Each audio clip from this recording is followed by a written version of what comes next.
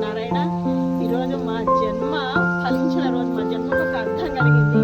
ఈ గ్రామంలో ఆలయ అర్చకత్వం చేస్తున్నాం కదా, అక్కడ మాకు గోదానం ఇచ్చిందనమాట.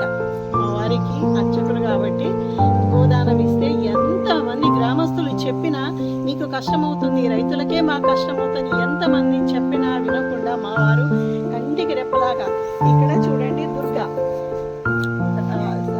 క్షమించండి ఇక్కడ భవాని, అక్కడ అటు సైడ్ కట్టేసింది దుర్గా, ఈ రెండు గోవి దానంగా ఇచ్చారు. ఈ రోజే ఈ తల్లి భవాని ఒక బిడ్డకు జన్మ ఇచ్చింది. వెంటనే నామకరణం చేసుకున్నాం శర్వాణి. ఆడపిల్ల పుడితే మేము అదే అని అనుకుంటున్నాము కాబట్టి చిన్న బిడ్డ పేరు దూడ పేరు శర్వాణి. అంటే అక్కడ కట్టేసింది, అటు వెనక సైడ్ దుర్గా, భవాని, శర్వాణి. చూడండి ఇలాంటివి మా కళ్ళు ఎంత పుణ్యం చేసుకున్నాయో అసలు. ఇంత సేవ చేసుకోవడానికి భగవంతుడు ఎంత అదృష్టం ఇచ్చిండు అసలు. ఎంత సేవ ఆ పుణ్యం వస్తే ఆ పుణ్యం ఉంటే తప్ప జరగదండి. ఈ రెండు కళ్ళు ఇచ్చినందుకు ఆ పరమాత్మనికి కృతజ్ఞతలు చెప్పుకోవాలి, పాదాభివందనాలు కదా.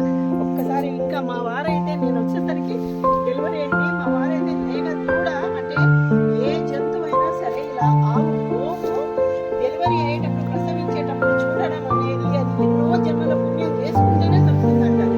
అలాంటిది మా వారికి ఈ అదృష్టం కలిగింది. ఆయన నీడలో మేమంతా బాగుండాలి, మీరందరూ కూడా ఆయన దీవెనలు కోరుకోవాలి. ఎందుకంటే భగవంతుడి సేవ ఆయన నిస్వార్థంగా చేస్తున్నారు కాబట్టి ఇంత అదృష్టం ఆయన కలిగింది.